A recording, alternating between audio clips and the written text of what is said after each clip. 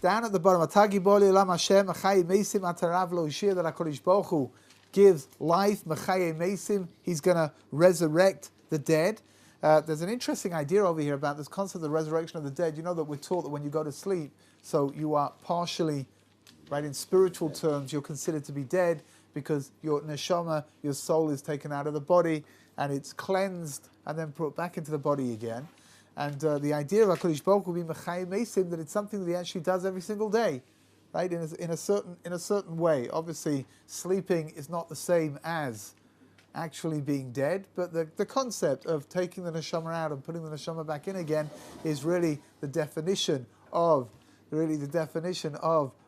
resurrection. Now over here, if you flip over to page 100, now we've got something over here where in the winter months, everybody says Mashiv Aruach or Moida Geshem, which is fine. That's to do with bringing the rains, because it's a winter, we need the rain. Here in Israel, there is a custom during the summer months to say Morid Hatal, who brings the dew. That was all over the world. So it depends what you're praying. If you pray in Nusach Sfard, which is a Hasidic Nusach, or Nusach Sfaradit, which is a Sephardi Nusach, so then you say Morid Hatal in the summer, wherever you are. If you daven the standard Nusach Ashkenaz, then you don't.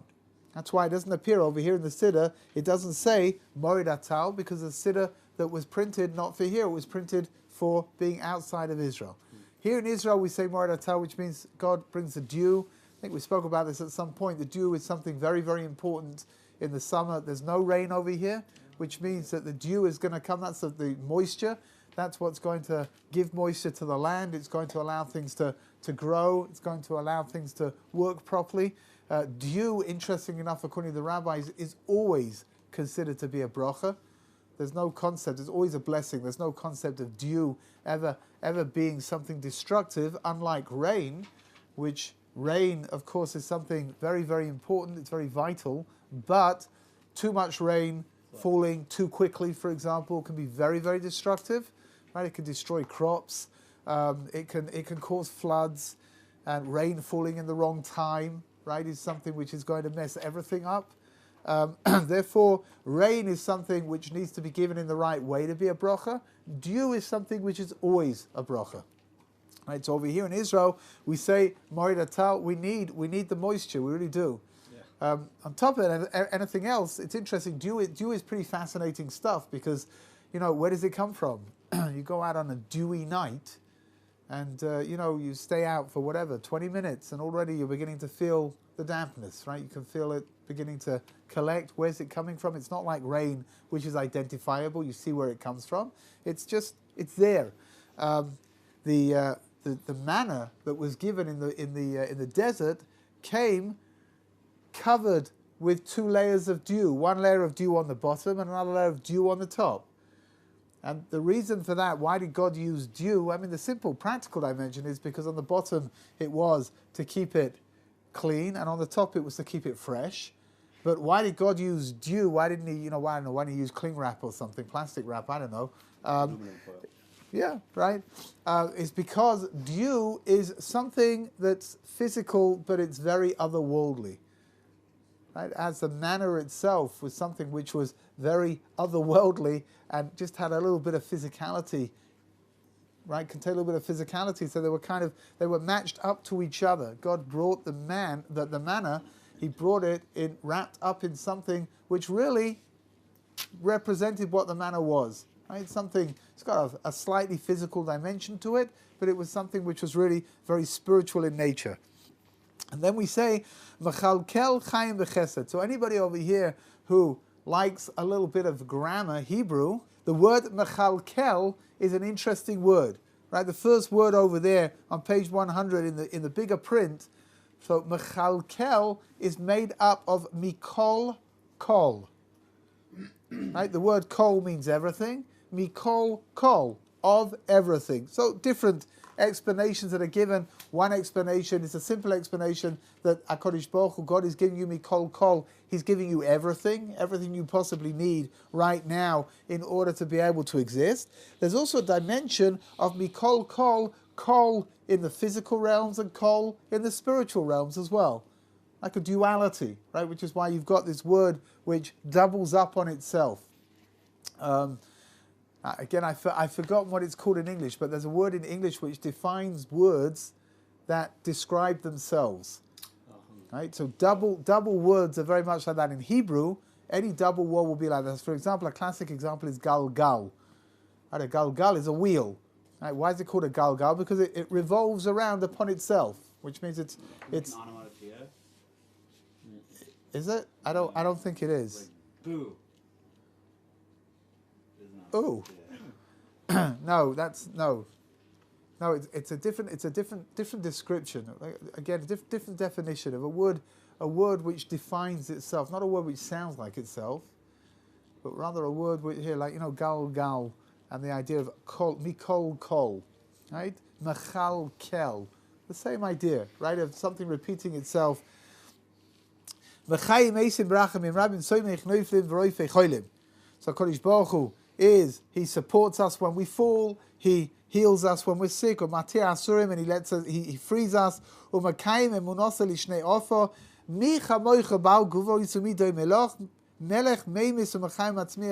we're asking ourselves a rhetorical question. Why are we doing this? So like I mentioned yesterday, in order to be able to stand in front of God and ask God to give you things, you need to be familiar with the power of God, with the context and the concept of God. Right? So really what we're doing over here is we are delineating to ourselves what God means in order to understand why we're standing in front of God and saying, okay, give me this, and give me that, and give me the other. So God is the one who resuscitates the dead, who resurrects the dead. Hold on just 1 second. This is the bracha that is attached to Yitzchak, to Isaac. Right? What has Tchias HaMesim got to do with Isaac? So according to the Zohar, again, these are very esoteric concepts over here, but according to the Zohar, when Abraham put Isaac on the altar in order to offer him up, right, in what's called the Akedat Yitzchak, so it says over there that he actually killed him, and there was a resurrection of the dead. HaKadosh Baruch Hu resurrected Isaac and brought him back down into the world physically to be able to live again. What does it mean? I don't know. Did he physically kill him? I don't know, but there was definitely some kind of a transition which takes place where Isaac joins the spiritual dimensions and then comes back down again. And the idea of Tchias HaMetim, of the resurrection of the dead, being attached to Yitzchak, to Isaac, is something which is very clear. Right? And he was blinded. The light. According to one opinion, the angels that were crying when the Akedah, when the potential sacrifice was going to take place, the tears fell into his eyes and it caused him to be blinded. It's only one opinion. There are different opinions about how he became blinded. One of them was that he became blinded much later on from the smoke of the incense of the non-Jewish wives that Esav had taken into the house, and that's what caused him to not to be able to see. Whatever. I mean, different ideas. You wanted to ask something? There's a repetition, really. There's lots of repetition over here. Yeah. It did lot. There's lots of. What are we doing again? Right. The concept that God restores life is found 3 times in this section, right? Alluding to the 3 kinds of resurrection: man's awakening every morning, the rain that has life-sustaining quality, and the literal resurrection, which is going to be Tchias HaMesim. There is also something a little bit even more fundamental, though, which is the more we repeat something, the clearer something becomes to us. Right? The whole concept of the oral Torah, for example, of it being called Mishnah, coming from the word shinun, repetition, to repeat something. Right? In general, the more we repeat something, the clearer it becomes. Right? So the more something is said, the easier it's understood. So the more it's repeated, the clearer it is. Things become clearer when they're said more times. Can you say that again? I can't. What was I saying? I can't remember. The Brisker Rav once said a very, very, very pithy comment. He said that when people say, this is, I understand this very well, but it's too complicated for you to understand it, I can't tell it over to you, then what that really means is that the person doesn't understand it so well himself. Because the clearer something is for you, So the easier it should be for you to be able to give it over. Now, we can debate it, right? I mean, there are definitely certain things which are probably not like that. But I think in general, it's a pretty apt comment. I really do. That's why sometimes when you're like learning something, it helps to try to explain it to someone else because absolutely, the way you make sense absolutely, gosh, it exposes all of the holes in your own understanding. Yeah, for sure. You know, the Gemara says, where's the Gemara Megillah, I think, which says, that I learned a lot from my rabbis, and from my friends, but the most I learned from my students. Right? And one of the explanations that's given over there is that when you're learning with students and you're giving over information and they're asking you questions the whole time, which means that's how you're sharpening your own understanding of what's going on. And like you said, it points out you've got little holes here and there that maybe aren't so clear. So you need to plug them up. You need to work out what it is that you're giving over. Simple pshat, presumably simple understanding of the Gemara is that the most that I've learned is from my students, is because when a person comes to teach students, he's got to prepare something, which means that you don't always give over everything you've prepared. You don't always give over lots of things that you learn that maybe are not applicable to what you want to teach right now. And nevertheless, here you've just accumulated more knowledge, even if you're not going to use it in that particular setting. But there's no doubt that teaching is something which obligates somebody to have a greater understanding of something than if he was just working it out by himself. It's interesting. They say that Rabbi Yashiv, who was considered to be the greatest scholar, he didn't die very long ago. A year and a half ago, 2 years ago. I can't remember exactly. Maybe it's coming up to 2 years now. Rabbi Eliashiv. It said that he learned by himself. The majority of the day he learned by himself, but he said it was fascinating to hear him learn. That he would learn as if he was learning with somebody else. So he would read it out and he would ask the question and then he would answer the question and it was like a backwards and forwards with himself, right? And presumably the reason for that is to make it clear, right? Who was that? Rabbi Eliashiv. Yeah, but who was he? He was the greatest Torah scholar from our generation. The leader of Lithuanian Ashkenazi Jewry. I mean, he was. I'm sure he's in a lot of rabbis' homes. Yeah, he was. A Litvak. Yeah. He lived in Israel. He lived in Ner Sharim, up the road. He lived there his entire life. He lived over there, and he was completely, just completely absorbed in his Torah learning. Was he a Rosh Yeshiva or something? He didn't have any official position. He served as a dayan for a while on the highest based in over here in Yerushalayim, but after that he retired, and for last 30 years of his life plus, he didn't have any official title whatsoever. He just sat and learned, and he was able to answer questions about anything. He was absolutely astonishing. There was one of the rabbis in Har Nof told me a beautiful story. He said that there was somebody in his community who he was looking for the source for something, couldn't find the source, and so he decided that he was going to go to three of the great rabbis of the generation to find out what the source was. So he went to Rav Chaim Kanievsky down in Bnei Brak, and Rav Chaim Kanievsky, he thought for a moment, he closes his eyes for a moment, and then he says, what you're looking for, it's not in the Babylonian Talmud and it's not in the Jerusalem Talmud either. Okay, so now we know where it's not, right? But that takes much more knowledge than to say where it is. Because Rabbi, to know that it's not there means you know. Rabbi Kanievsky has the most encyclopedic, grasp of the Talmud. It's something extraordinary. So then he went on to another Rabbi, Rabbi Nissen Karelitz, and he asked him where it is. And he thought for a moment. He says it's called Babel. It's not a Babylonian Talmud. It's not a Jerusalem Talmud. He says, but it's something. It's in a Tosefta. Tosefta is a somewhat obscure, work that not very many people are familiar with on that kind of a level. And then he came to Yerushalayim and he went to Rav Eliashiv. Rav Eliashiv was the oldest of all of them at the time. Bless you, Rav Eliashiv. I don't know if he was in his hundreds, but he was definitely at the end of his 90s at the very least. And he says on the spot, Rav Eliashiv said, it's not a Bavli, it's not a Yerushalmi. He says, some people say it's a Tosefta, it's not there either. But where the source of this thing was, I don't know. But we know where it's not. What kind of story is that? That's such a late reaction. What's this? That's a. I'm just trying to give you an example of who Rabbi Yashiv, who he was. His grasp was absolutely astonishing. I mean, absolutely astonishing. Now, if you're praying with a minyan, at this point we recite something called the Kedusha. You'll see it down on page 100 at the bottom, underneath the line over there.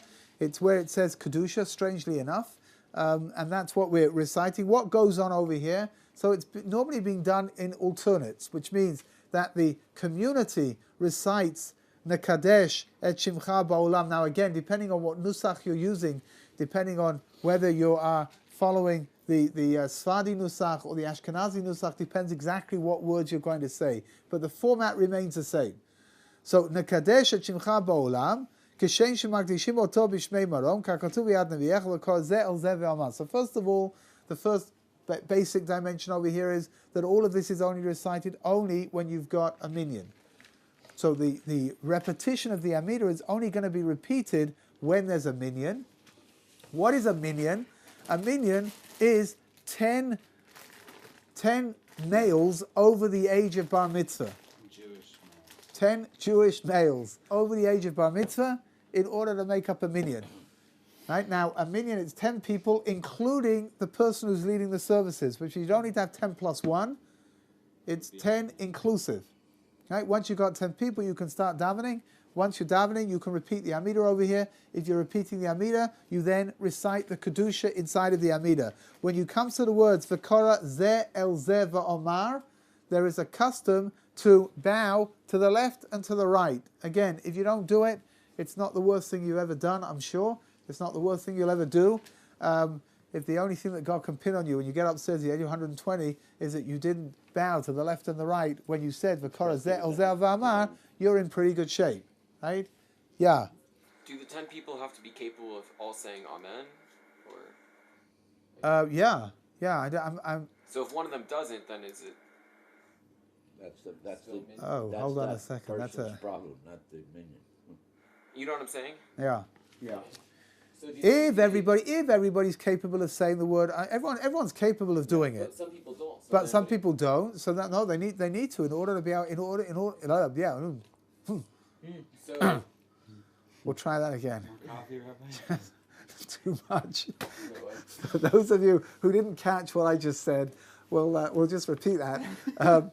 Which means, really, when the bracha is being recited, everyone needs to answer Amen. so if one person doesn't, then it's like. Is it a bracha levatala? I don't think it's a bracha levatala per se. I don't think it's a bracha taken in vain, but it's definitely not good.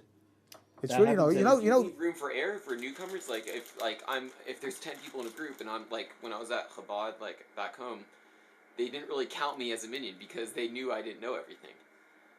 So, is that okay? Like I don't know. They should have count. Why not count you as a minion? Why not? or they would come up to me and like say, like. The simplest thing is to come over and say, listen, when I say Amen together with me, right? So there's a blessing, Amen, Amen. Today it happened. Right? Well, they eventually did that, but I saw like at first, like when they had 10 men, they like always added like one more, like.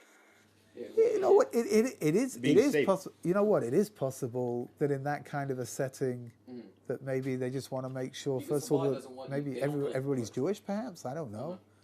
Maybe also the idea that maybe you're right. Maybe they're erring on the side of caution, just in case somebody's not answering, that somebody else should be able to answer.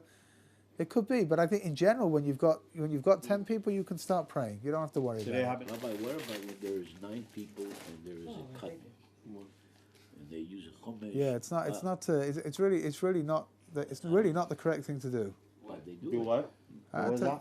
To use a minor when you've got 9 male adults, and you've got a child over a certain age, whatever it is, certainly over the age of 8 or 9. So there are some people who have the custom to take the child and he should hold a chumash and then he can be included into minyan. There are many halachic authorities who don't agree. approve of that. They don't think it's the right thing to Sort do. of like a which last means case that scenario, right? yeah, right. A Even minion, you need a minion. It's interesting. Where does a minion come from?